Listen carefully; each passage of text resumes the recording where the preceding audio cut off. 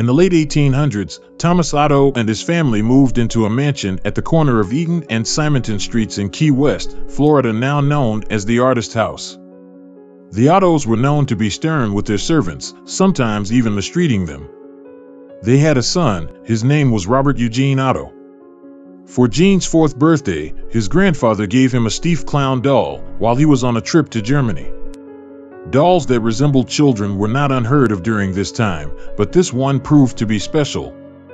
Robert named the doll after himself and often dressed it in his clothes. Robert the doll became his trustworthy companion. He took it with him on shopping trips into town. The doll had a seat at the dinner table where Robert would sneak it bites of food when his parents weren't looking. Robert would even be tucked into bed with the boy at night. Soon this innocent relationship took on a strange nature. Soon after, Robert chose to be referred to by his middle name, Gene, after being scolded by his mother. He told her that Robert was the doll's name, not his. Gene was often heard in his toy room having conversations with Robert. Gene would say something in his childish manner and responses could be heard in a much lower voice. Sometimes Gene would become very agitated, worrying the servants and his mother. She would, on occasion, burst in to find her son cowering in a corner while Robert sat perched in a chair or on the bed glaring at him. This was only the beginning. Household objects would be found thrown across the room, Gene's toys turned up mutilated, and giggling could be heard. Whenever these unusual acts took place, Gene always said, "Robert did it." The boy took the punishment but always insisted that the blame was Robert's. As the mischief grew, more and more servants took their leave as new ones were hired. The Otto's relatives felt it was time to do something. With the recommendation of a great aunt, Gene's parents removed Robert from his care and placed him in a box in the attic. This is where he resided for many years. After the death of his father, Gene was willed his boyhood home. He decided to live in the Victorian mansion with his new wife. Gene had become an artist and felt the house was spacious and would provide a place for him to paint. He went to the attic and dusted off his childhood toy. He became attached to the doll despite his wife's displeasure. Gene would take the doll along with them everywhere they went.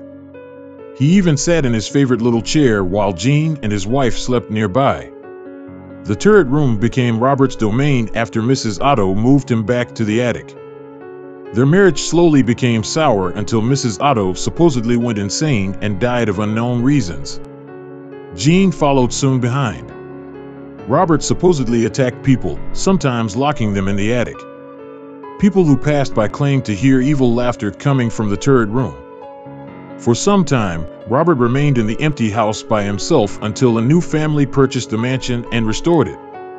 The doll was once again moved to the attic. This pleased it as much as the last time. The doll was often found throughout the house. On one certain night, Robert was found at the foot of the owner's bed giggling. This was enough to send them fleeing from the home. Robert was later moved to the East Martello Museum in Key West, where he sits perched in a glass box. Despite his new living quarters, the doll is believed to not have given up his menacing ways. Visitors and employees claim they have seen the doll move. His smile has been known to turn into a scowl. One employee cleaned Robert, turned off all the lights, and left for the night. The next day, she returned to find lights turned on, Robert sitting in a different position than the night before, and a fresh layer of dust on his shoes. Some say he'll even curse you. If you want to take a picture of him, you must ask politely. He'll tilt his head in permission. However, if he doesn't and you take the picture anyways, a curse will befall upon you and anyone who accompanied you to the museum. The same will happen if you make fun of him. To this day, Robert remains at the East Martello Museum in his sailor suit clutching his stuffed lion, continuing his menacing ways.